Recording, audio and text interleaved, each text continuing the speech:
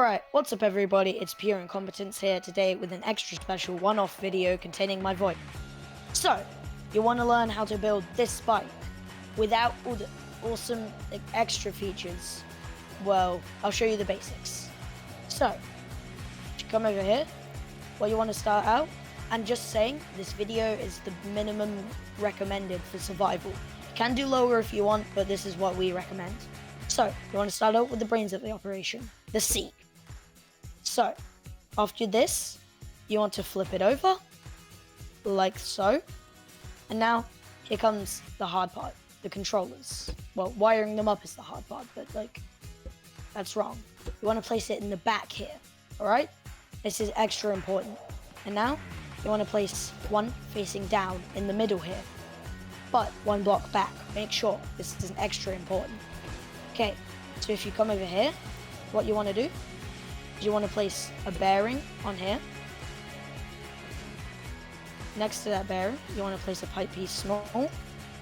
And then on that pipe piece small, another bearing. Then finally, to cap it off, you want a sensor.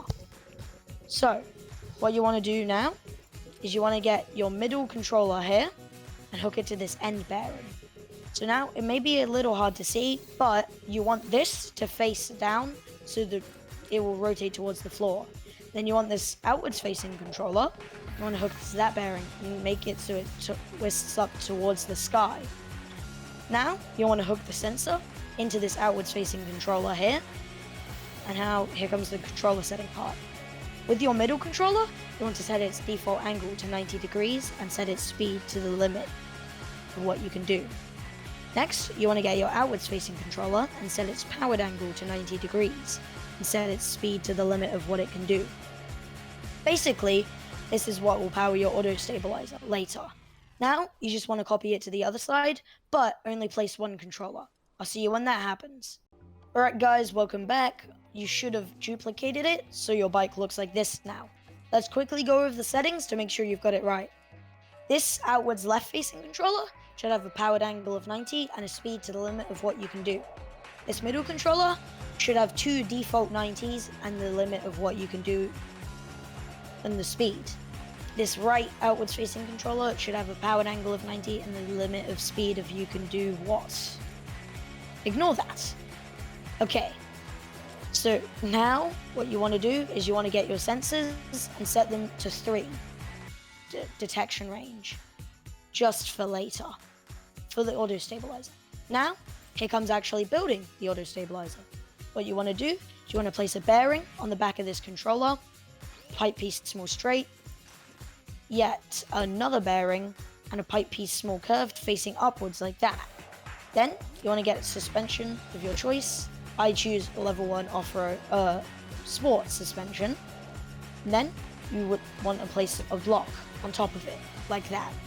Now, you want to build a pillar on either side of it, like this, and place a block on top of it. Now, here comes the welding part. You want to make sure all of this is welded together, and then weld that middle block. So all of this is one solid piece. Now, your auto stabilizer can actually stabilize. Now, you want to get this thing to work. So, you want to place the controller facing down like this in the middle, and then I'm just going to choose to place my next controller facing out on the front. Trust me, it helps later on with the wheels. So now, you want to choose which one's left and which one's right. My middle facing downwards controller is my left, so we're going to have it going left. And my front facing outwards controller is my right, so we're going to have it facing right. So, what you want to do is you want to get your left sensor, put it into your left controller. Now, if we go into your left controller, we want a powered angle of 15 degrees and the fastest speed you can do. Do the same for the right, like that, and everything should look right like this. So, if we take this off the lift, we don't have a good example, but you should see it's pretty stable. If you want to prove this theory of stability, like Einstein or something, you can just place some blocks down as little pegs on the bottom. And as you can see, it's stable. You don't want to get in its way though. Then it falls over. Okay, I've actually set my bearings right. That's one thing you want to look out for. Make sure to do these tests because it's essential. Now you can see it's extra stable. So yeah, that's why we did that test, because that would have hurt us later on. Alright, now you can delete those little pegs you've made. So it should look like this and this. Now we want to get your engine in. So we recommend using a level 5 electric because it's the most efficient and you don't have a fuel canister on this thing. So what you want to do is you just want to hook your seat into this, and we recommend putting it the one below max power. This gets you to about 100 kilometers an hour, whereas max gets you to 160, so max is a bit fast. Now, here comes wheels. What you want to do is you want to place on your electric engine a bearing in the bottom there, pipe piece small straight,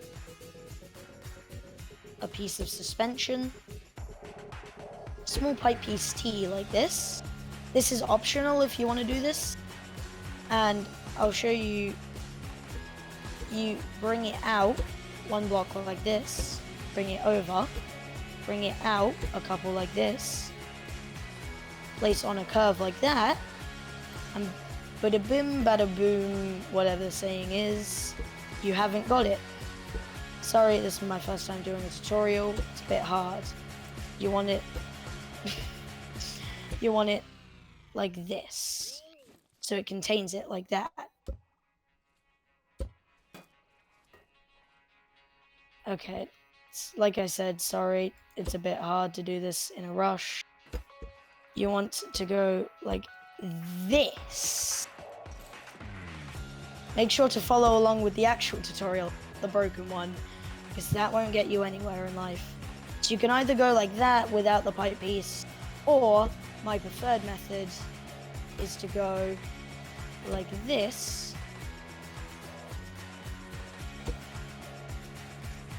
Place on our bearing and bop the tire in there like that.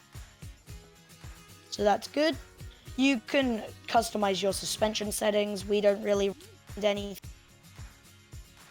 You want to hook your engine up to either one or two of these bearings. I generally do two, and like that. So everything should look like this now. Hopefully you've been able to follow along pretty easily. Now, here comes your front wheel. So what you want to do to start this is place a bearing and then two pipe pieces in an arch like this. And then you want to get your suspension, place it like that. Yet again, you want to do the same setup with the pipe piece T. Bring it off with a curve. Place on the straight. Bring it off with a curve, and place the bearing on. Duplicate this for the other side.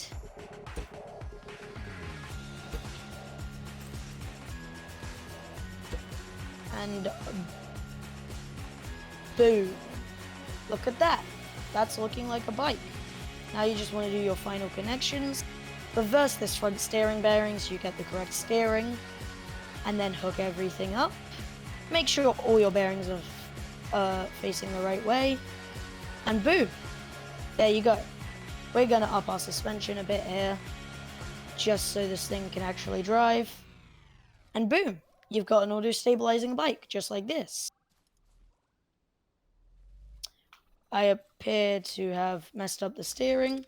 One of us has. Doesn't really matter. And look at this. This thing works. Gonna make sure not to collide with any of the bombs or the bike. But yeah, that was how to build a nice little auto-stabilizing bike for your survival needs. Now, a random montage of me driving it around just to prove that it works.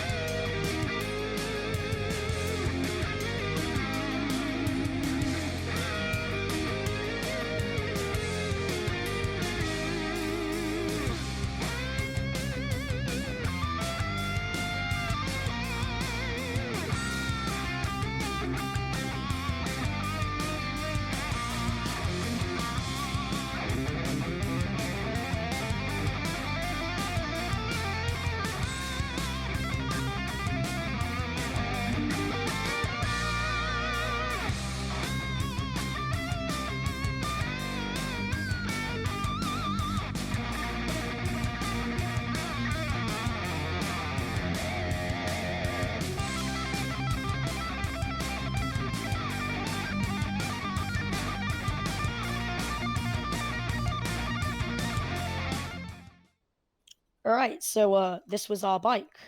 So in that montage, you saw you can turn down the engine speed. That's just a pretty fast speed that we like. Um, you can upgrade all the stuff. I recommend doing it. And yeah, if that tutorial was a bit bad, it's my first one. Also, if my voice was a bit weird, it's because I lost my voice recently. So yeah. But anyway, I hope you enjoyed the video and see you next time. Bye guys.